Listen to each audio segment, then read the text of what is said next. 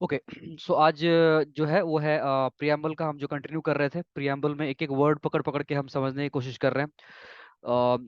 Sovereign, socialist, democratic, Republic, जो भी है। तो हमने सोवरेन समझ लिया था पिछले में। आज हम देखेंगे सोशलिस्ट जो शब्द है। एक एक वर्ड पकड़ के जब हम समझ रहे हैं तो हम न सिर्फ हमारे कॉन्स्टिट्यूशन, नेचर ऑफ कॉन्स्टिट्यूशन समझ रहे हैं, बट हमारे देश में जो व्यवस्था है उसका नेचर क्या है वो भी समझ रहे हैं। सो आज का टर्म है सोशलिस्ट।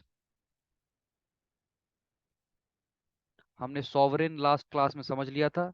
आज हम देखेंगे the term socialist. I hope मेरी स्क्रीन दिखाई दे रही होगी। कलर चेंज करता हूँ। I think white will be better. या सोशलिस्ट कहाँ लिखा हुआ है? प्रियम्बल में। सोशलिस्ट शब्द कब ऐड किया गया था प्रियम्बल में?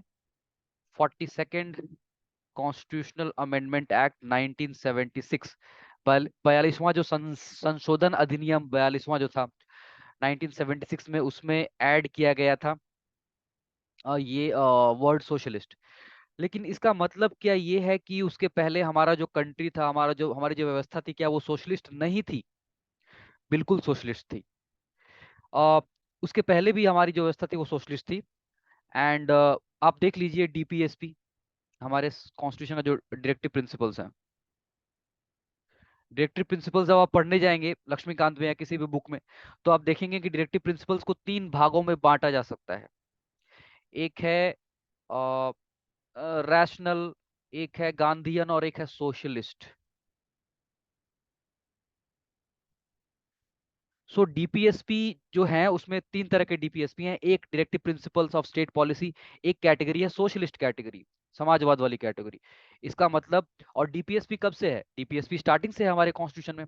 वो तो 42nd अमेंडमेंट में ऐड नहीं हुई है, वो स्टार्टिंग से है। इसका मतलब हमारे कॉन्स्टिट्यूशन में सोशलिस्ट प्रिंसिपल्स जो डीपीएसपी में दिए हुए हैं वो स्टार्टिंग से हैं। तो हमारा कॉन्स्टिट्यूशन स्टार्टिंग से ही सोशलिस्ट है। लेकिन सोशलिस्ट शब्द का मतलब समझना है, सोशलिज्म का मतलब अगर जानना है आपको, तो उसके लिए पहले आपको जानना पड़ेगा कि व्हाट इज कैपिटलिज्म।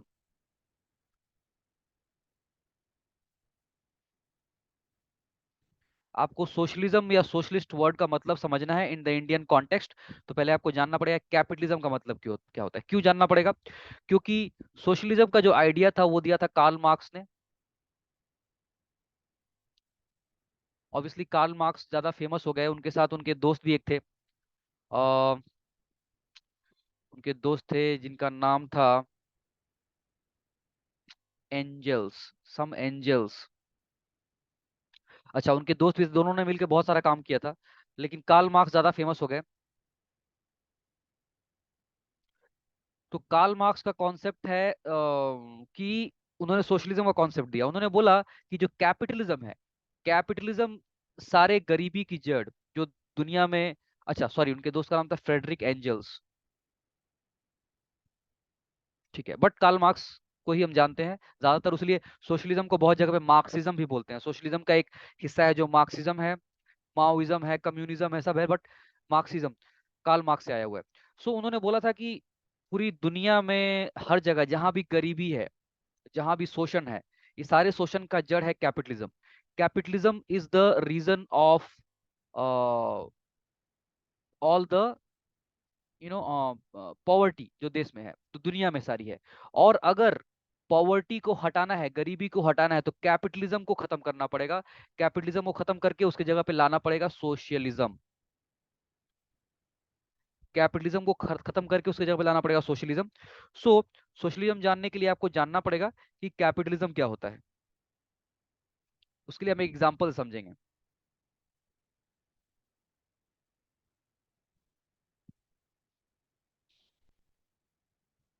ठीक है, कैपिटलिज्म या पूंजीवाद को हम एग्जांपल से समझेंगे, तो उससे हमको समझ में आएगा सोशलिज्म क्या होता है। मान लीजिए कोविड इंडिया में आउटब्रेक हुआ। कोविड आउटब्रेक हुआ और कोविड के टाइम पे वैक्सीन की जरूरत है। जल्दी जल्दी में कुछ कंपनीज ने वैक्सीन डेवलप कर लिया। फॉर एग्जांपल, एक जर्मन कंपनी है बेयर, जर्मन छोड़ देते हैं, let's take some Indian company ले लेते हैं, रैनबैक्सी मान लेते हैं। या जिसने एक्चुअली डेवलप किया था, serum institute of India, Adarwala, Poona Adarwala जिनका नाम है। या तो इन लोगों ने वैक्सीन डेवलप कर लिया मान लीजिए। अब वैक्सीन डेवलप करने के लिए इनका कुछ खर्च भी होगा, कुछ ट्रायल्स करने पड़ते हैं, बहुत कुछ करना पड़ता है। सो ये चाहते हैं कि हमने जो खर्च किया है ये एक इन्वेस्टमेंट है और इसमें हमें अच्छा प्रॉफिट अर्न करना है, हमें प्रॉफिट अर्न करना है।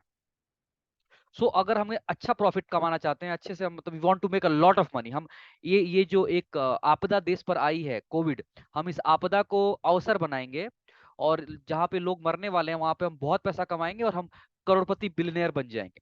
उसके लिए क्या करना पड़ेगा, हमें हर एक डोज का प्राइस रखना पड़ेगा 3,000 रुपए। हर एक डोज का प्राइस होगा 3,000 रुपए। जो अफोर्ड कर सकते हैं वो अफोर्ड करें, जो नहीं कर सकते हैं वो मरे, हमें कुछ नहीं करना है। बिकॉज हम 3,000 से कम रखेंगे तो हमारा जो डिजायर्ड गोल है, हमें जितना पैसा कमाना है उतना हम नहीं कमा पाएंगे। 3,000 का डोज रखेंगे।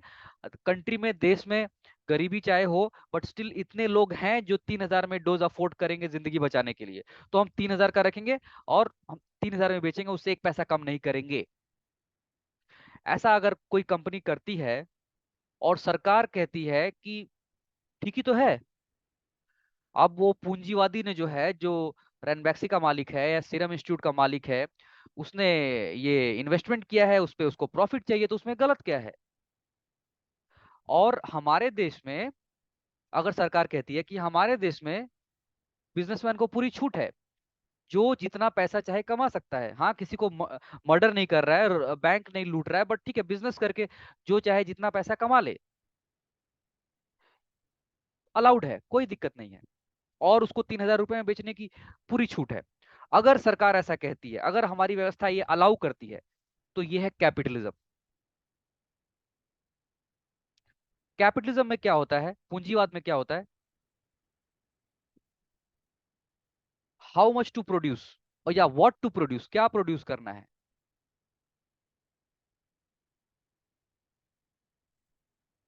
हाउ मच टू प्रोड्यूस, कितना प्रोड्यूस करना है, और प्राइस, उसका प्राइस मार्केट में क्या रखना है, ये डिसाइड करते हैं बिजनेसमैन, ये डिसाइड करती है मार्केट, मार्केट में जो डिमांड एंड सप्लाई है उसके हिसाब से बिजनेसमैन डिसाइड करते हैं कैपिटलिज्म में। तो इस एग्जांपल में वापस जाते हैं। तो अभी 3,000 रुपए का डोज बिक रहा है, बिकते बिकते अचानक से फिर एक नया यू नो वेरिएंट, कोविड का एक नया वेरिएंट आ जाता है और उसमें ये नया वैक्सीन बनाने लगते हैं। ये पुरानी वैक्सीन का सप्लाई को स्टॉप कर देते हैं, नया वैक्सीन बनाना शुरू कर देते हैं। ठीक है। तो इनको कोई रोकेगा नहीं, बिकॉज इनको अब लगता है कि वो वैक्सीन बना के और फायदा नहीं है, नया एक वैक्सीन बीमारी आ रहा है, इसमें और पैसा कमाया जा सकता है, इसमें नया एक वैक्सीन बना के 5,000 रुपए में बेचेंगे हम। सडनली इन्होंने चेंज कर दिया कि हमने ये जो कोविड का वेरिएंट ए था, इसके लिए दवाई बनाना बंद करके हम बी के लिए बनाना शुरू कर देंगे। हमने ए के लिए बनाना जब चाहा तब बनाया, जब मन किया तब ए के लिए स्टॉप कर दिया, बी के लिए नया वैक्सीन बनाना शुरू कर दिया। कोई हमें बोलने वाला नहीं है, रोकने वाला नहीं है कि नहीं तुम ऐसा नहीं कर सकते हो। अभी देश में काफी लोग हैं जिनको अभी भी वैक्सीन ए नहीं मिली है, तुम पहले उसको कंप्लीट करो। वैसा बोलने वाला अगर कोई नहीं है, अगर बिजनेसमैन खुद डिसाइड करे कि उसको क्या बनाना है, कब बनाना है, कितना बनाना है और कितने पे बेचना है, तो उसको कहते हैं पूंजीवाद या कैपिटलिज्म। यहाँ पे बिजनेसमैन डिसाइड करें उनको क्या बनाना है। पहले लगा कि वेरिएंट ए वैक्सीन बना के ज्यादा पैसा कमाया जा सकता है, फिर लगा कि नहीं बी बनाएंगे, तो अचानक से ए को रोक के बी को बनाना शुरू कर दिया, उनकी मर्जी। हाउ मच टू प्रोड्यूस, उनको पता है कि मैं 3,000 या 5,000 का डोज रखूंगा तो कितने लोग खरीद पाएंगे, उस हिसाब से हम डोज बनाएंगे। हम गरीबों के लिए भूखमंग ना, गरीबों भूखों नंगों के लिए नहीं बनाएंगे, हम बनाएंगे जो अमीर है, करोड़पति हैं, या जिनके पास हर एक डोज के लिए 3,000 5,000 रुपए हैं, वो खरीदे हमारी दवाई, या फॉरेन में हम एक्सपोर्ट कर देंगे। यहाँ पे गरीबों के लिए नहीं रखेंगे हम, गरीबों के लिए हमें नहीं बनाना है, उस हिसाब से हम उतने डोजेस बना रहे हैं। एंड प्राइस, हमको भाई जितना प्रॉफिट चाहिए उस हिसाब से हम प्राइस रखेंगे। अगर हमको लगता है कि 3,000 रख के इनफ डिमांड रहेगा उसको खरीदने का, तो हम रखेंगे। हमको लगता है कि नहीं 3,000 में अगर मैं 4 कर दूं या 5 कर दूं तो भी इनफ डिमांड रहेगा, तो मैं 4 या 5 कर दूंगा। लेकिन लगेगा कि नहीं थोड़ा कम करने से डिमांड बढ़ेगा, तो मैं थोड़ा कम करूंगा। मैं अपने डिमांड के हिसाब से प्रॉफिट अर्न करने के लिए करूंगा। दिस इज कैपिटलिज्म, जहां पे बिजनेसमैन या मार्केट सब कुछ डिसाइड करती है और गवर्नमेंट उसमें हस्तक्षेप नहीं करे। हैंड्स ऑफ, इसको बोलते हैं हैंड्स ऑफ। गवर्नमेंट के हाथ, हैंड्स ऑफ, गवर्नमेंट हाथ नहीं लगाएगी, गवर्नमेंट हाथ दूर रखेगी अपना, मार्केट और बिजनेस समझेंगे। ठीक है। इसके लिए एक फ्रेंच टर्म है, लासी फेयर बोलते हैं इसको, स्पेलिंग देख के लग रहा है कि laissez, laissez faire but pronunciation laissez faire, laissez faire मतलब मार्केट व्यवस्था, मार्केट डिसाइड करेगी और गवर्नमेंट या अथॉरिटीज उसमें इंटरवीन नहीं करेंगी। ये है कैपिटलिज्म। बट कार्ल मार्क्स का बोलना है कि capitalism is the root of all poverty, सारी गरीबी कैपिटलिज्म की वजह से है। जो अमीर हैं वो और अमीर होते जा रहे हैं, जैसे बिजनेसमैन वो और अमीर होते जा रहे हैं, क्योंकि उनको लगता है कि जहां भी यहाँ ऐसे कोई बीमारी आई तो भाई ऐसे दवाई बनाओ और उसको महंगे में बेचो। तो ऐसे करके अमीर और अमीर होते जाएंगे। और जो गरीब है, मान लीजिए एक गरीब है, अब उसको इलाज नहीं मिल पाया। सो फॉर एग्जाम्पल एक गरीब फैमिली है, उसकी अर्निंग मेंबर को कोविड हो गया, अब उसको इलाज अगर नहीं मिल पाया, वो अर्निंग मेंबर मर गया, तो फैमिली टोटली अनाथ हो गई, कोई अर्निंग मेंबर नहीं है, सड़क पे आ गई। तो वो गरीब फैमिली और गरीब हो गई बिकॉज ऑफ कैपिटलिज्म, क्योंकि कैपिटलिज्म के चलते उसको वैक्सीन नहीं मिला। या लोग दवाइयां अफोर्ड नहीं करेंगे, सारी जिंदगी बीमार रहेंगे, बीमारी की वजह से उनकी प्रोडक्टिविटी अच्छी नहीं होगी, जिंदगी में अच्छा कोई जॉब नहीं कर पाएंगे, पढ़ाई कंप्लीट नहीं कर पाएंगे, कमा नहीं पाएंगे, जिसके चलते वो और गरीब होते जाएंगे। और जो अमीर हैं वो अमीर होते जाएंगे, पैसा इन्वेस्ट करते जाएंगे, उनको उनके प्रॉफिट आते जाएगा। सो ये बोला था कार्ल मार्क्स ने कि कैपिटलिज्म से ऐसा होता है, हम कैपिटलिज्म अलाउ नहीं कर सकते, उसे हमें रिप्लेस करना पड़ेगा, हटा के उसके जगह पे लाना पड़ेगा सोशलिज्म, जहां पे स्टेट सब कुछ कंट्रोल करेगा। तो सोशलिज्म का एग्जांपल देखते हैं, सेम एग्जांपल लेते हैं कोविड वाला। कोविड का वेरिएंट ए, एक टाइप का कोविड है वेरिएंट ए, वो ब्रेकआउट होता है। कुछ कंपनियां वैक्सीन बनाती हैं, बोलती हैं 3,000 रुपए, गवर्नमेंट बोलती है कि चुप करो, तुम बेचोगे 300 रुपए में। तुमको 3,000 में बेचना है, तुम बेचो, अपने प्राइवेट काउंटर्स पे बेचो, प्राइवेट हॉस्पिटल्स को दो दो। सरकारी अस्पताल कुछ है जहाँ पे गरीब आते हैं, जो हमने खोल रखा है गरीब पेशेंट्स के लिए। सरकारी अस्पताल में जो आएंगे उनको 300 रुपए में तुमको डोज देनी पड़ेगी, करना ही पड़ेगा। सो सरकार ने प्राइस के ऊपर लगाम लगाया, कितना प्रोड्यूस करना है सरकार बोलेगी कि सरकारी अस्पतालों को इतने डोज चाहिए। लोगों ने जो ऐप के ऊपर रजिस्टर किया हुआ है वैक्सीन के लिए, उसके हिसाब से लग रहा है सरकार को कि इतने करोड़ डोज चाहिए सरकारी अस्पताल में। तो सरकार बोलेगी तुमको इतने करोड़ डोज तो बनाने ही है। तो हाउ मच, वो भी सरकार डिसाइड कर रही है। व्हाट टू प्रोड्यूस, वो भी सडनली अगर कंपनी बोलेगी कि नहीं, हम वेरिएंट ए का वैक्सीन बनाना बंद कर रहे हैं, वेरिएंट बी पे हम जंप कर जाएंगे क्योंकि वेरिएंट बी पे ज्यादा पैसा कमा सकते हैं। गवर्नमेंट बोलेगी चुपचाप वेरिएंट ए का जो रिक्वायर्ड डोज है उसको कंप्लीट करो। सर अभी देश में बहुत लोग हैं जिनको वेरिएंट ए का 2 डोज लगना बाकी है, पहले वो कंप्लीट करो, बाद में वेरिएंट बी पे जाओगे, और उस पर भी हम प्राइस कैप लगा देंगे। So what to produce, when to produce, how much to produce, what will be the price in the market, ये सरकार इसमें हस्तक्षेप करती है। ये है सोशलिज्म। ये मैंने सिर्फ एक वैक्सीन का एग्जांपल लिया, बट सोशलिज्म में मोस्टली वेलफेयर गवर्नमेंट, जहां पे सरकार क्या कोशिश करती है कि जो गरीब हैं, जो रिसोर्सलेस हैं, जिनको फ्रेंच में अगेन बोलते हैं प्रोलेतारिएट, सर्वहारा, जो सब खो चुका है, जिसके पास कुछ नहीं है, गरीब। प्रोलेतारिएट के लिए बहुत कुछ है, राशन स्कीम है, पीडीएस, जहाँ पे राशन मिल रहा है बहुत कम में, बहुत कम में, फ्री में भी ग्रेन्स मिलते हैं कभी कभी। उसके बाद देयर इज आईसीडीएस है, जहाँ पे गरीबों के बच्चों के लिए अर्ली एडुकेशन, खाना, प्रेग्नेंट मदर्स के लिए भी खाना, दूध पिला रही माओ के लिए भी खाना। उसके बाद फिर मिड डे मील स्कीम है, जहाँ पे सरकारी स्कूल में जो बच्चे आते हैं उनके लिए खाना, मोस्टली गरीबों के बच्चे ही सरकारी स्कूल में जाते हैं। सो ये सब है खाना वाना। उसके बाद फिर किसानों को सब्सिडी, इलेक्ट्रिसिटी में सब्सिडी, वाटर सप्लाई में सब्सिडी, खाद में सब्सिडी, जो मैन्योर्स होती है, खाद होती है, फर्टिलाइजर्स में सब्सिडी। तो ये सब जो है सरकार जो अवेलेबल करा रही है, ठीक है, ये सब चीजों को बोलते हैं गवर्नमेंट की तरफ से है, ये सोशलिज्म है। गवर्नमेंट यहाँ पे बहुत इंटरफेयर, टोटली इंटरफेयर नहीं करती है, जैसा कि सोशलिस्ट, जैसा कि सोवियत रशिया में था या माओ के चाइना में जैसा था, वैसा नहीं है कि सरकार सब कुछ कंट्रोल कर रही है, लेकिन सरकार फिर भी कुछ कुछ कंट्रोल करती है। ये सोशलिज्म इंडिया में है। सो सोशलिज्म हमने समझ लिया, और कैसे कैपिटलिज्म से डिफरेंट है वो हमने समझ लिया, ठीक है। अ, अब कार्ल मार्क्स ने बोला था कि सोशलिज्म चाहिए, कैपिटलिज्म को हटाना है, ठीक है फाइन। हमने इंडिया में सोशलिज्म अडॉप्ट किया 1976 में जाके। हमने देखा कि सोशलिज्म वर्ड को ऐड किया गया प्रियम्बल में 1976 में जाके, 42वां अमेंडमेंट, कॉन्स्टिट्यूशनल अमेंडमेंट एक्ट 1976।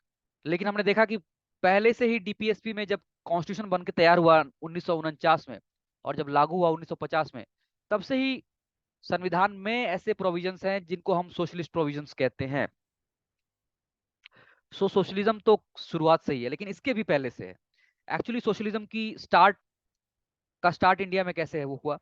सो जो इंडियन नेशनल कांग्रेस थी, इसकी जो ओरिजिनल पहले की लीडरशिप थी, ज्यादातर लोग जमींदार थे, खुद जमींदार थे, उनके जमीन, बड़ी बड़ी जमीनें थी, और ज्यादातर उसमें खुद इंडस्ट्रियलिस्ट, कैपिटलिस्ट और जमींदार और बड़े रईस घरों से बिलोंग करने वाले लोग थे।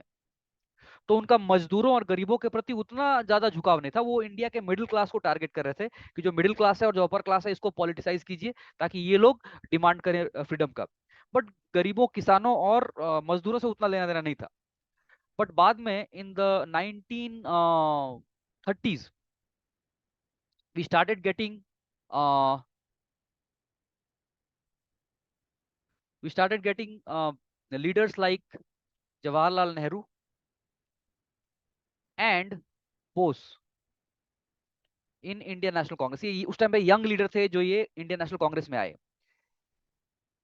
और ये लोग बाहर से पढ़ाई करके आए थे, रशिया भी गए थे घूमने के लिए। सो सब जगह से बहुत कुछ, और इन्होंने सोशलिस्ट जो आइडियाज हैं, सोवियत की जो सोशलिस्ट आइडियाज हैं, उनके प्रभाव में पड़े थे, ये वहां से देख के आए थे। तो उसके वो प्रभावित थे, सोशलिस्ट आइडिया से प्रभावित थे। तो यहाँ पे आकर इंडियन नेशनल कांग्रेस में आस्ते आस्ते इन्होंने बाकी लोगों को प्रभावित प्रभावित करना शुरू किया। और नेहरू और बोस और भी कुछ लीडर्स थे, इन्होंने मिलके आस्ते आस्ते इंडियन नेशनल कांग्रेस को एक सोशलिज्म का एक झुकाव, लेफ्टिस्ट सोशलिज्म, मजदूरों, प्रो प्रो मजदूर और प्रो किसान एक झुकाव दिया। ठीक है। 1931 में एक इंपॉर्टेंट चीज होती है। इंडियन नेशनल कांग्रेस का हर साल दिसंबर में सेशन होता था। उसमें कराची सेशन 1931 ये हो रहा था। ये वही सोशल सेशन है, अगर आप पढ़ेंगे लक्ष्मीकांत में तो आप देखेंगे कि लक्ष्मीकांत नहीं, सॉरी, स्पेक्ट्रम, स्पेक्ट्रम में आप पढ़ते हुए देखेंगे कि ये कराची सेशन वो सेशन है जहां पे जब इंडियन नेशनल कांग्रेस के लीडर्स जा रहे थे, तो इनकी जिस ट्रेन में, बस में, जैसे भी जा रहे थे, सड़कों से लोग काले झंडे दिखा रहे थे। पीपल वेर नॉट हैप्पी, लोग इनसे खुश नहीं थे, इनको काले झंडे दिखा रहे थे, और काफी नाखुश थे लोग। क्यों नाखुश थे? क्योंकि उसी साल 23 मार्च 1931 को भगत सिंह को फांसी दी गई थी। 1931 23 मार्च को भगत सिंह को फांसी हुई थी, और देश में एक बड़े प्रोपोर्शन ऑफ लोगों का मानना था कि इंडियन नेशनल कांग्रेस के लीडर्स अगर चाहते तो वो भगत सिंह को बचा सकते थे। उनके उतना इन्फ्लुएंस था उनका ब्रिटिश के ऊपर कि वो भगत सिंह को एटलीस्ट फांसी की सजा को यू नो कम्यूट करा सकते थे, लाइफ इम्प्रिजनमेंट में, या 10-12 साल की सजा में बचा सकते थे। लेकिन बचाने की कोशिश नहीं की गई, क्योंकि कुछ लीडर्स थे वो भगत सिंह की पॉपुलैरिटी से डर गए थे, ऐसा लोगों का मानना था। And as a result Bhagat Singh को फांसी हुई, एंड लोग बहुत नाखुश थे। तो कराची सेशन में जाते वक्त कांग्रेस के बहुत सारे लोगों को रास्ते में बहुत लोगों ने बॉयकॉट किया। सो कह सकते हैं कि एक तरह से जो उनको गिल्टी फीलिंग थी कि भगत सिंह को वो बचा नहीं पाए, बचा सकते थे, वो गिल्टी फीलिंग की वजह से या लोगों को खुश करने की वजह से, जो 1931 का जो कांग्रेस सेशन था दिसंबर में कराची में, इसमें भगत सिंह की आइडियाज का बहुत इन्फ्लुएंस दिखाई दिया। भगत सिंह की बहुत सारी आइडियाज का इन्फ्लुएंस दिखाई दिया। और यहाँ पे पहली बार डिसाइड किया गया कि जब हम इंडिपेंडेंट होंगे, जब हमारा देश आजाद होगा, तो हम देश में लाएंगे सोशलिस्टिक पैटर्न ऑफ डेवलपमेंट। 1931 का कराची सेशन में कांग्रेस ने डिसाइड किया कि आजाद होने के बाद डेवलपमेंट कैसा होगा, कौन से पैटर्न पे होगा, सोशलिस्टिक पैटर्न पे होगा। सोशलिस्टिक पैटर्न ऑफ डेवलपमेंट, जहां पे सरकार रिसोर्स को कंट्रोल करेगी, सरकार डैम बनाएगी, सड़कें बनाएगी, फैक्ट्रीज बनाएगी, आयरन स्टील की फैक्ट्रीज बनाएगी, सरकार एडुकेशन में, हर जगह पे सरकार थोड़ा थोड़ा रोल प्ले करेगी, टोटली प्राइवेट सेक्टर के ऊपर नहीं छोड़ेगी। सो सोशलिस्टिक पैटर्न ऑफ डेवलपमेंट होगा, ये कांग्रेस ने डिसाइड किया। और कहीं ना कहीं ये भगत सिंह की आइडिया से इन्फ्लुएंस था। भगत सिंह एक बहुत ही बड़े लेफ्टिस्ट विचारक थे, और उनको लोग सिर्फ असेंबली में बम फेंकने के लिए जानते हैं, but actually he was a very learned person. वो बहुत पढ़ा करते थे, बहुत रीड किया करते थे। इवन फांसी के कुछ दिनों पहले भी उन्होंने बहुत सारी बुक्स मंगाई थी लाइब्रेरी से जेल में पढ़ने के लिए। उनकी पॉकेट में हमेशा छोटी छोटी किताबें भरी रहती थी, बहुत पढ़ते थे वो। He was reader of marks and other left ideologies. और वो कहा करते थे कि ऐसा देश होना चाहिए जहां पे एक आदमी दूसरे आदमी को एक्सप्लॉइट ना कर पाए। There should not be exploitation of one man by the other man. There should not be concentration of wealth in few hands. एक आदमी दूसरे आदमी को शोषण ना कर पाए, सारी की सारी दौलत संपत्ति कुछ हाथों में ही जम कर रह जाए, बाकी लोग गरीब रह जाएं। ऐसा नहीं होना चाहिए।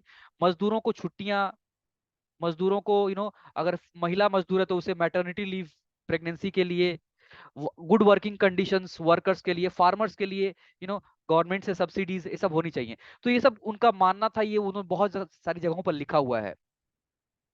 आप उनकी एक छोटी सी किताब है, पढ़ सकते हैं, why I am an atheist. वो एक उनके बहुत सारी चिट्ठियों का कंपाइलेशन है, why I am an atheist. Why I am an atheist बहुत ही अच्छी किताब है, पतली सी किताब है।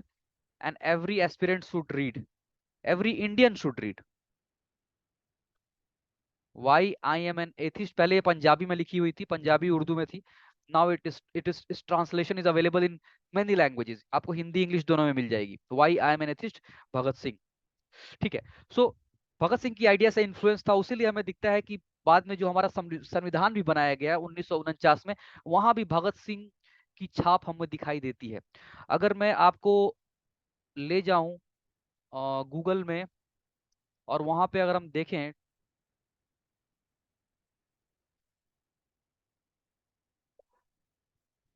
डायरेक्टिव प्रिंसिपल्स, देखने की कोशिश करते हैं। सोशलिस्टिक प्रिंसिपल्स,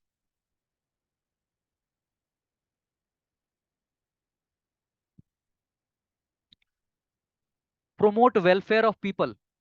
ठीक है। सोशल जस्टिस, जस्टिस होनी चाहिए जहां पे एक बंदा दूसरे बंदे को एक्सप्लॉइट ना कर पाए।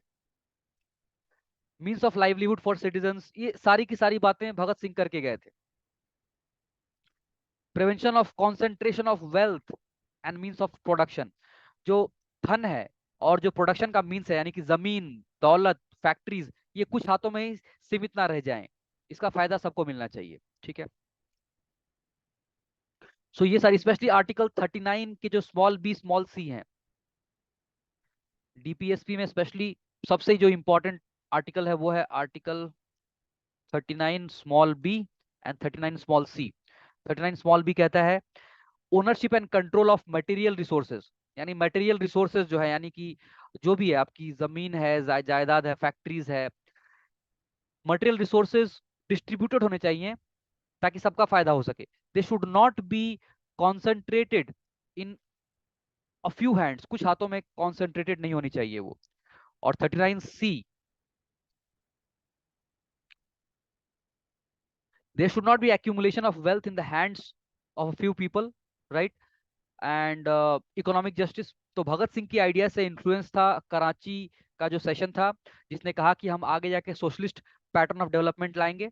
और इससे ही प्रभावित था हमारा directive principles of state policy, जिसमें लिखा हुआ है कि सरकार को क्या क्या करना है इकोनॉमिक फील्ड में। ठीक है। सो इस तरह से आस्ते आस्ते हमारे कंट्री में हम देख सकते हैं कि सोशलिज्म वाला नेचर आया है। ठीक है। ओके। अब हमारे संविधान में जब सोशलिस्ट वर्ड घुसाया गया, जब संविधान में सोशलिस्ट वर्ड घुसाया गया तो उसको लेकर थोड़ा डिस्प्यूट हुआ, काफी लोगों ने उसको अपोज किया। संविधान में, सॉरी, कॉन्स्टिट्यूशन में जब 42वें संशोधन में इंदिरा गांधी सरकार ने जब ये वर्ड को ऐड किया 1976 में, सोशलिज्म, तो उसको लेके काफी अच्छा। एक और चीज, हमारा संविधान में सोशलिज्म वर्ड बाद में ऐड किया गया, मैं बार बार बता रहा हूँ, बट जैसा कि मैंने बताया कि संविधान जब बनाया गया तब से ये प्लान था कि हम सोशलिस्ट डेवलपमेंट, सोशलिस्ट पैटर्न पे ही डेवलपमेंट करेंगे। इसीलिए आप देखेंगे कि संविधान लागू होते ही 1950 में ही बहुत सारे सुप्रीम कोर्ट में केस हो रहे हैं राइट टू प्रॉपर्टी को लेके। क्यों? क्योंकि सरकार ने तभी से शुरू कर दिया था सोशलिज्म को इम्प्लीमेंट करना। नेहरू गवर्नमेंट ने एक बिल लाया था, लैंड रिफॉर्म्स एक्ट, जमींदारी abolition act.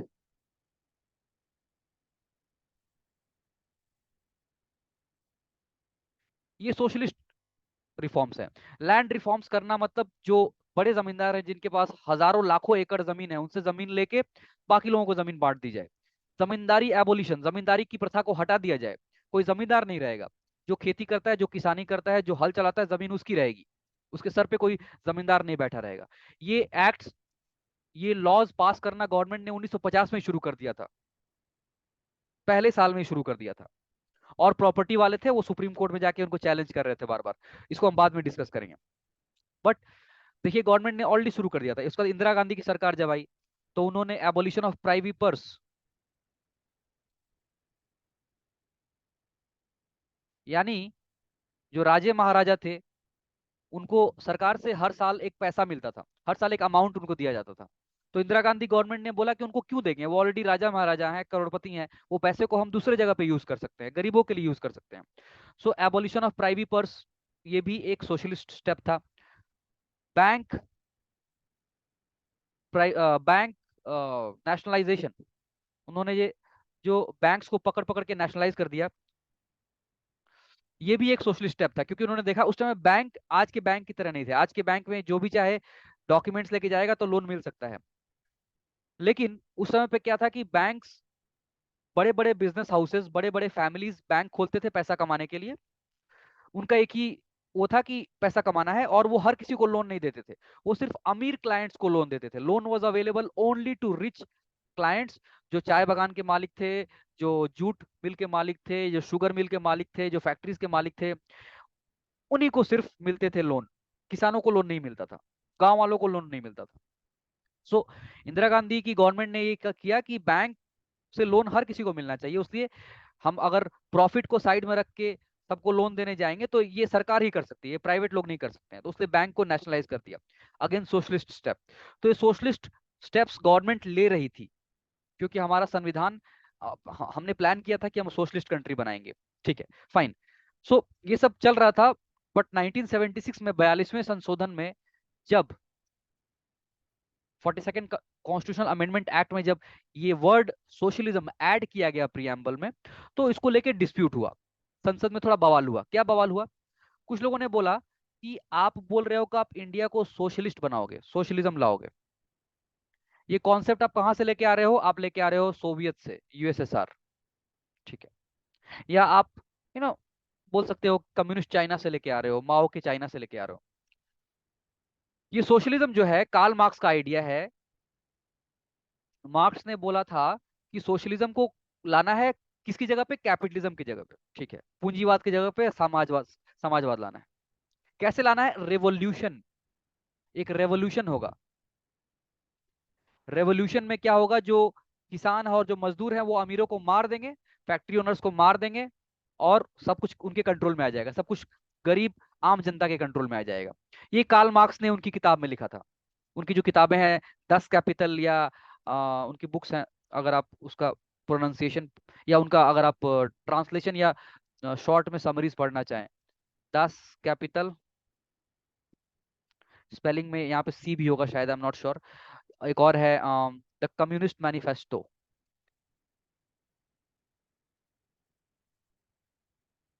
Communist manifesto, communist manifesto और 10 कैपिटल, ये उनकी बुक्स हैं। और भी बुक्स हैं बट ये इंपॉर्टेंट है। सो उसमें उन्होंने ऐसा लिखा था कि रेवोल्यूशन होगा, एक रेवोल्यूशन होगा जहां पे गरीब अमीरों को मार के सब कुछ उन गरीबों के कंट्रोल में आ जाएगा, तो देश में सोशलिज्म आ जाएगा। ऐसा कार्ल मार्क्स ने बोला था। तो संसद में लोग बोल रहे थे कि आप भारत में सोशलिज्म वर्ड कॉन्स्टिट्यूशन में घुसा के आप रेवोल्यूशन को बढ़ावा दे रहे हैं, आप खून खराबे को बढ़ावा दे रहे हैं, आप बढ़ावा दे रहे हैं कि पूंजीवादों को मार दिया जाए, उनका मर्डर, कत्लेआम करके उनकी संपत्ति ले ली जाए। आप क्या ये करने की कोशिश कर रहे हैं? तो इंदिरा गांधी ने इसका जवाब दिया कि खून खराबे को हम प्रमोट नहीं कर रहे हैं, क्योंकि हमारा जो सोशलिज्म है, इंडिया में जो भारत का सोशलिज्म, वो यूनिक है। जैसे हमारा भारत का संविधान यूनिक है, भारत का सब कुछ यूनिक है, वैसे भारत का सोशलिज्म भी यूनिक है। भारत का सोशलिज्म इज नॉट मार्क्सिज्म, वो मार्क्स वाला सोशलिज्म नहीं है या माओइज्म नहीं है। कार्ल मार्क्स का सोशलिज्म या माओ जेडोंग का सोशलिज्म या कम्युनिज्म हमारे देश में नहीं है, हमारा इंडियन सोशलिज्म है जो कि टोटली अलग है। ठीक है। और ये कैसे अलग है? उन्होंने बोला कि हमारा खुद का अपना अपना ब्रांड ऑफ सोशलिज्म है, इंडियन ब्रांड ऑफ सोशलिज्म, जो कि सोवियत रशिया से या कम्युनिस्ट चाइना से अलग होगा। कैसे अलग होगा? जो कार्ल मार्क्स ने जो बोला था, कार्ल मार्क्स का जो सोशलिज्म है जिसको मार्क्सिज्म कहते हैं, या माओ का जो कम्युनिज्म है जिसको माओइज्म कहते हैं, उसमें क्या है कि प्राइवेट प्रॉपर्टी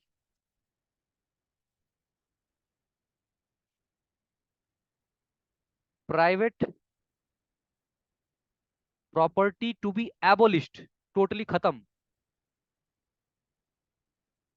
कोई प्राइवेट प्रॉपर्टी रहेगी नहीं, प्राइवेट प्रॉपर्टी टोटली खत्म कर देंगे हम। जितनी भी प्रॉपर्टी है, जमीन, factories, roads, dams, electric production, coal mines, सब कुछ गवर्नमेंट ओन करेगी पब्लिक के लिए। कोई प्राइवेट प्रॉपर्टी नहीं, किसी प्राइवेट बंदे का नहीं रहेगा। कोई बड़े मकान वकान कुछ नहीं रहेंगे। बट इंडिया में इंदिरा गांधी ने बोला कि ये उनका है, मार्क्सिज्म में ऐसा है कि कोई प्राइवेट प्रॉपर्टी। बट इंडिया में हमारा यूनिक अपना खुद का सोशलिज्म है, जहां पे हमने प्राइवेट प्रॉपर्टी को एबोलिश नहीं करेंगे। हम उसको एबोलिश नहीं करेंगे, हम उसको रेगुलेट करेंगे, हम उसको कंट्रोल करेंगे, ताकि कोई एक बंदा बहुत बड़ा पूंजीवादी ना बन जाए, सारी सब कुछ उसके कंट्रोल में ना चला जाए। हम उसको रेगुलेट करेंगे, कंट्रोल करेंगे, ताकि सबका भला हो सके। बट हम टोटली खत्म नहीं कर देंगे, पूंजीवाद को खत्म नहीं कर देंगे, हम पूंजीवाद को कंट्रोल करेंगे। एंड अगर जरूरत पड़े, जब भी जरूरत पड़ेगी, तो हम प्राइवेट प्रॉपर्टी भी ले लेंगे। किसी की प्राइवेट प्रॉपर्टी पे अगर रेल लाइन बनानी है, एक हॉस्पिटल बनाना है, या एक पब्लिक स्कूल बनाना है, या रोड बनानी है, तो हम प्राइवेट प्रॉपर्टी भी ले लेंगे। टोटली खत्म नहीं कर देंगे, लेकिन जरूरत पड़ने पर हम प्राइवेट प्रॉपर्टी भी ले सकते हैं। ये हमारा सोशलिज्म है। अगर जरूरत पड़े तो प्राइवेट प्रॉपर्टी को लेंगे, ऐसे इस खत्म टोटली नहीं करेंगे, हम उसको कंट्रोल करेंगे। ठीक है। सो हमारा ये इंडियन ब्रांड ऑफ सोशलिज्म है। ओके। तो सुप्रीम कोर्ट ने उसके बाद सुप्रीम कोर्ट में केसेस भी हुए उसके लेके, तो सुप्रीम कोर्ट ने भी इंदिरा गांधी गवर्नमेंट को सपोर्ट किया। और सुप्रीम कोर्ट ने कहा कि जो इंडिया में जो सोशलिज्म है वो मार्क्सिज्म या माओइज्म नहीं है। इंडिया में जो सोशलिज्म है it is not Marxism. India का सोशलिज्म को बोल सकते हैं डेमोक्रेटिक सोशलिज्म,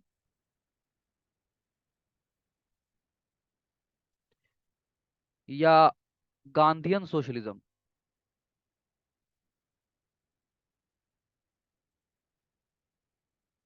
क्योंकि आप पढ़ेंगे उसमें स्पेक्ट्रम है कि महात्मा गांधी का जो फैक्ट्री ओनर्स है, इंडस्ट्रियलिस्ट है, उनकी तरफ क्या एटीट्यूड था। उनका एटीट्यूड ये नहीं था कि ये अमीरों को संपत्ति छोड़ देनी चाहिए। उनका एटीट्यूड, गांधी जी का ये एटीट्यूड था कि जो अमीर हैं उनको गरीबों का भला करना चाहिए, उनको अमीर रहना चाहिए। बट उनको हमेशा ये सोचना चाहिए कि वो जो अमीर हैं वो एक तरह से गार्जियंस है गरीबों के। सिंस उनको संपत्ति और पैसा मिला है, उनकी ड्यूटी है कि वो गरीबों की भी देखभाल करें। सो गांधीयन सोशलिज्म, जहां पे हम टोटली उनको खत्म नहीं कर दे रहे हैं पूंजीवाद को, लेकिन उनको कंट्रोल कर रहे हैं, और जरूरत पड़ने पर उनकी प्रॉपर्टी गरीबों के लिए भी यूज होगी। So this is Gandhian socialism या डेमोक्रेटिक सोशलिज्म जो इंडिया में है। ये सुप्रीम कोर्ट ने अपने कुछ वर्डिक्ट्स में बोला है। सो इंडिया में जो है वो मार्क्सिज्म या कम्युनिज्म नहीं है। इंडिया में जो सोशलिज्म है उसके लिए एक और वर्ड है, फेबियन सोशलिज्म।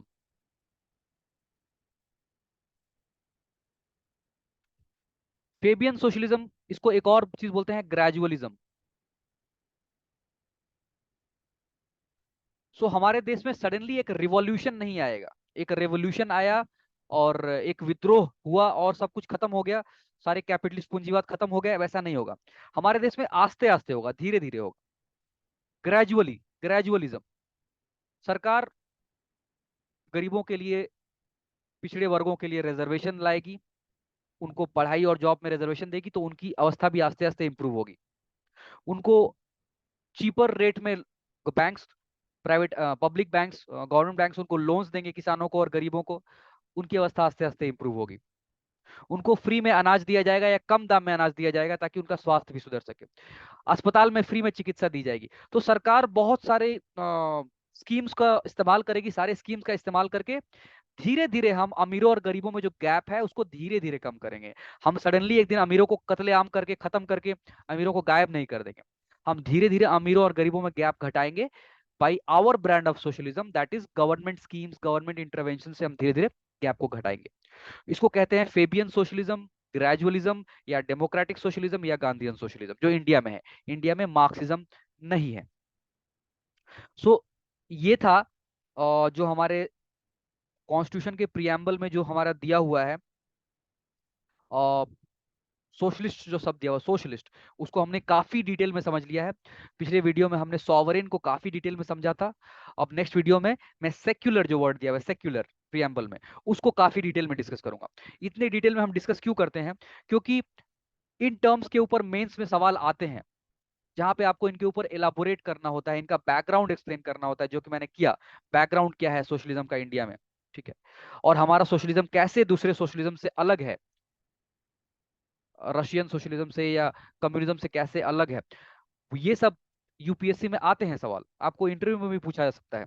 तो उसके लिए आपको एक अंडरस्टैंडिंग होनी चाहिए डीप में। सिर्फ किताब में जो दिया हुआ है एक पैराग्राफ, लक्ष्मीकांत में एक पैरा में सोशलिज्म एक्सप्लेन किया हुआ है, उतना पढ़ने से नहीं होगा, आपको डिटेल में जानना पड़ेगा। इसलिए मैं डिटेल में कवर कर रहा हूँ।